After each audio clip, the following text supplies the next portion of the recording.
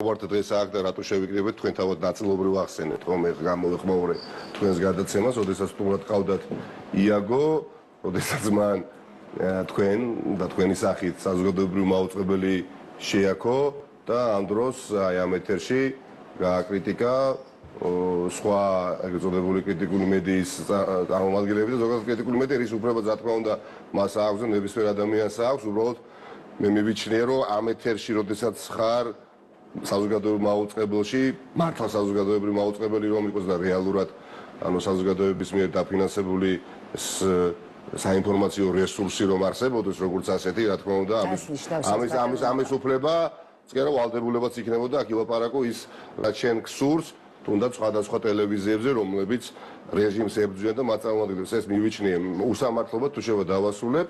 ამის შემდეგ გამომეხმაურა იქვე მოკლედ სოციალურ ქსელში იაგო და მე მისი სურვილი იყო რომ ჩვენ მოკლედ შევხვედრილიყავით და არ გვეჭორავა სოციალურ ქსელში, თუმცა სოციალური პლატფორმა ქსელის პლატფორმა არის არაჩვეულებრივი შესაძლებლობა იქ გაიცვალოს აზრები, ვინ თუ არა ახლა გირჩმა იცის რა ხელა ფასი აქვს სოციალურ მედიას და ზოგადად ქსელს.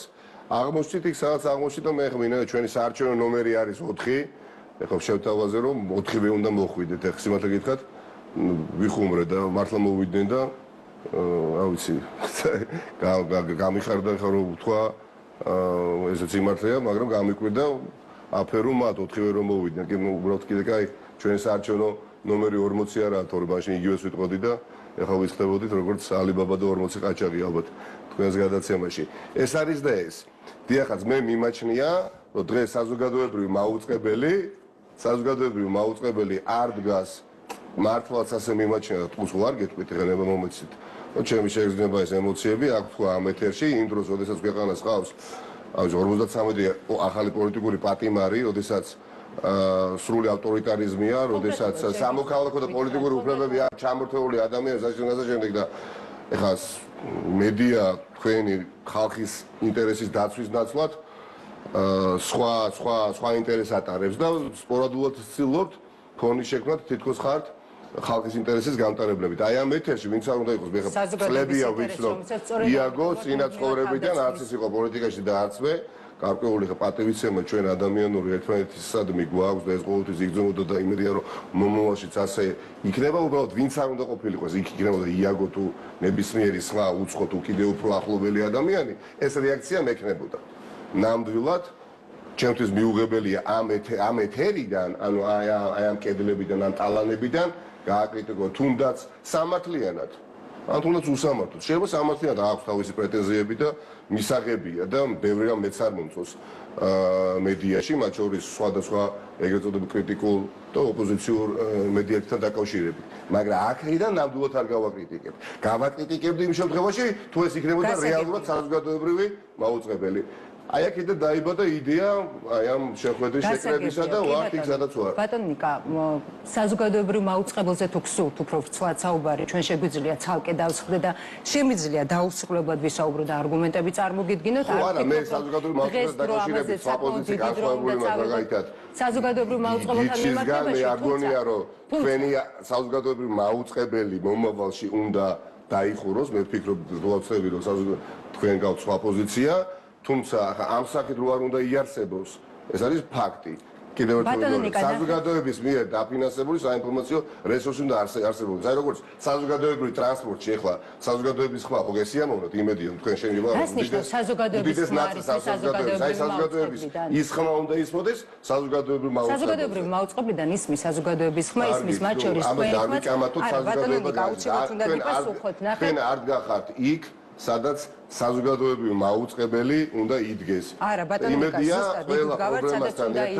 ყველა პრობლემასთან ერთად, რომელიც არსებობს და 10 წლების განმავლობაშიც არის დაგროვებული და საბოლოო ჯამში ამ პრობლემებმა ის შედეგი მოიტანა, რომ რეჟიმი მივიღეთ დღეს ქვეყანაში და ამ რეჟიმის წინააღმდეგ ჩართულია დიდი ან პატარა ან ძალიან ბევრი ადამიანი. მაგრამ აქ არ არის ამოცანა მხოლოდ რეჟიმის დამარცხება და იმაზე გსურთ საუბარი საზოგადოებრივი მოძრაობის უკაცრავად მათ შორის ნაციონალური მოძრაობის დროს კი ბატონო ვისაუბროთ გავყვათ ქრონოლოგიურად სად იდგა მაშინ სად გასაგებია როგორ დაიბადა იდეა შეკრების მათ შორის თქვენ ამბობთ რომ დაიხუროს თქვენ პოლიტიკური პარტიის პოზიცია რომელი რომელი პოლიტიკური პარტიის ახალის კოალიციის მაჩვენებს. არა, მე მიმაჩნია, მე პირადად მიმაჩნია განსხვავებით. თქვენს პოზიციას ამბობთ ამ შემთხვევაში, რომ უნდა დაიყოს პერსონალურია. ამ ფორმით არ უნდა არსებობდეს, წარმოუდგენელია.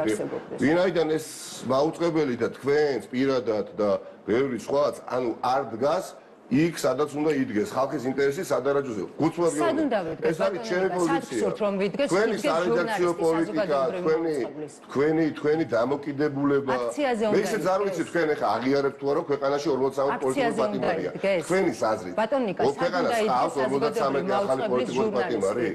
ჩემთან სადებატოდ მობრძანდი. არა, უბრალოდ მაინტერესებს. თქვენ მიგაჩნიათ რომ ქვეყანას ყავს აი შარშანდელი მაისის თვიდან მოყოლებული გემდე 53 პოლიტიკური პატიმარი. ჩემ თავს იმის უფლება. აი ქალბატონი ზიამაღლობელი პოლიტიკურად მიგაჩნიათ? არ შემოვა პოლიტიკურ ქალბატონი არაშუაში ხო და ამიტომ როგორ შეიძლება საზოგადოებრივ მაუწყებელზე მიყავდეთ თავარი ток-შოუ არჩევნებას არ გავაკეთებ ჟურნალის სამარხზე და არ კონდეთ ის თქმის შესაძლებლობა რომ ქვეყანაში რეჟიმს ყავს 53 ახალი მე ჩემი პოზიცია ცხადია რომ მაქვს მაგრამ ამას ეთერში რა თქმა უნდა როგორც ჟურნალისტმა როგორც მოქალაქემ არა ამაზე ცალკე შეგვიძლია ვისაუბროთ რომ ჩდება და მრავლდება თქვენს სწორ თუ არასწორ დამოკიდებულებას და დაკავშირებით ნუ გიქვეთ ვინაიდან ეს ტელევიზია არ არის თქვენი ეს ტელევიზია უნდა იყოს მრავალჯერთხმულ ამ ეთერში უნდა იყოს საზოგადოების და ამ საზოგადოების არქივს და ტელევიზიის ეს არის მათ შორის თქვენი გაღიზიანების მიზეზი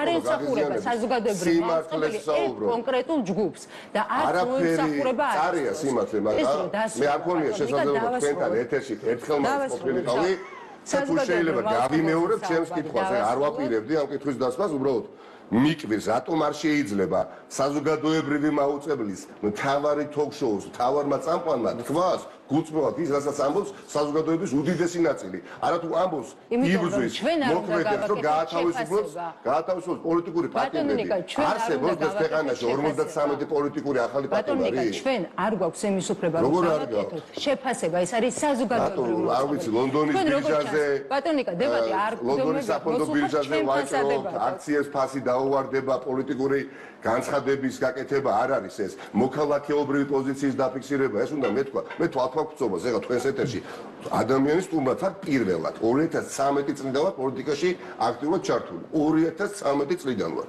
და რა წისქვილის ხო არ დატრიალებულა პირველად ვარ ეხლა თქვენ იყვით რომ ვერჯერ და თქვენ მეპატიჟებოდით და მე არ მოვდიოდი?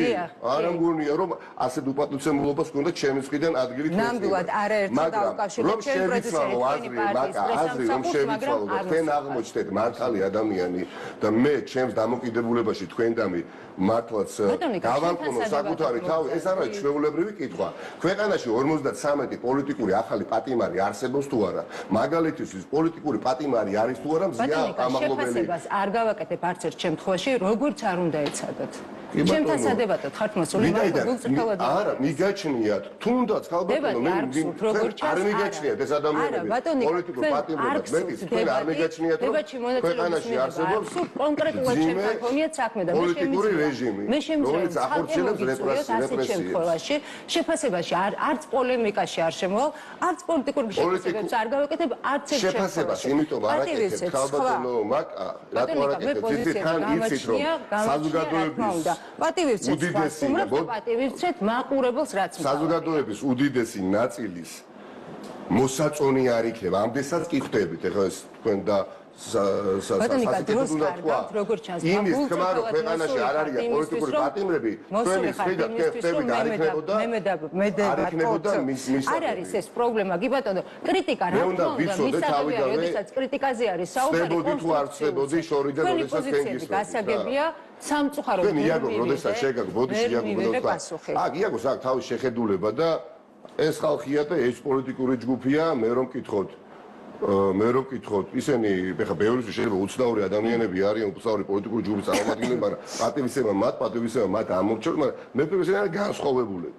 რით არიან განსხვავებულები? განსხვავებულები, მეტიც ისინი ირგებენ ამ განსხვავებულობის როლს. სიამოვნებაში დიდად განსხვავებულები არ არიან, ცდილობენ და პოლიტიკური ჯგუფია აქტუალიზაცია, თვითაქტუალიზაცია, ცდილობენ იყვნენ ეპატაჟურები, ცდილობენ მუდმივად, აბსოლუტურად მუდმივად ყველაფერი აკრიტიკონ, მაშინაც კი, როდესაც ჩემთვის შეიძლება ეს მისაღები ყოფილიყო ან იყოს მომავალში, მაგრამ ხშირად მიუღებელი, ვინაიდან დროსა, კონტექსტს და სივრცეს აქვს დიდი მნიშვნელობა.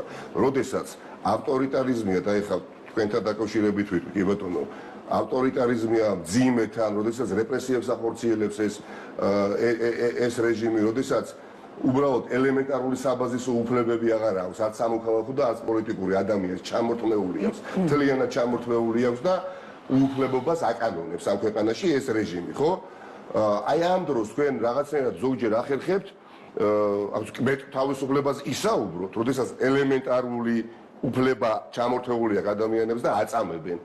და პლუს გამონახონ დრო თავიანთი გადმოსახედიდან და სივრცე და შესაძლებლობა გაიჩინონ, რომ ითანამშრომლონ ხელისუფლებას და რაღაც რიგ საკითხებთან დაკავშირებით და ამას ისე ფუტავენ, თითქოს ეს არის მაღალი საზოგადოებრივი ინტერესი. ეს შემთთვის არის მიუღებელი, ვინაიდან ასეთი ნაბიჯები, რომელიც მათ გადაუდგამთ, ხშირად არ ემსახურება საზოგადოებრივი პოლიტიკური მოძრაობის, ეს მეტია ვიდრე საზოგადოებრივი პოლიტიკური მოძრაობა, რაც დღეს ქუჩაში ხდება, მართლაც უნიკალური პროცესია მის დაზიანებას და არანაირად გაძლიერებას. ამიტომ ერთ-ერთი ასეთი გამოვლინება იყო იაგოს რეპლიკა, რომელიც თქვენ ძალიან კაი იაგომ თქვა, თქვენ ეს შეიფერეთ. გესმენთ იაგო, როდესაც თქვა, რომ თქვენ ხართ უნაკლო და ძალიან ობიექტური ტელევიზიის, ობიექტური თოქ-შოუს წამყვანი, თქვენ ეს შეიფერეთ და ამ დროს გააკრიტიკა პირველი ტელეკომპანია მთავარი ფორმულა, არ ვიცი, კავკასია და მათი ჟურნალისტები. ეს არის შენთვის უსამართლო. ხო და ახლა გადავიდეთ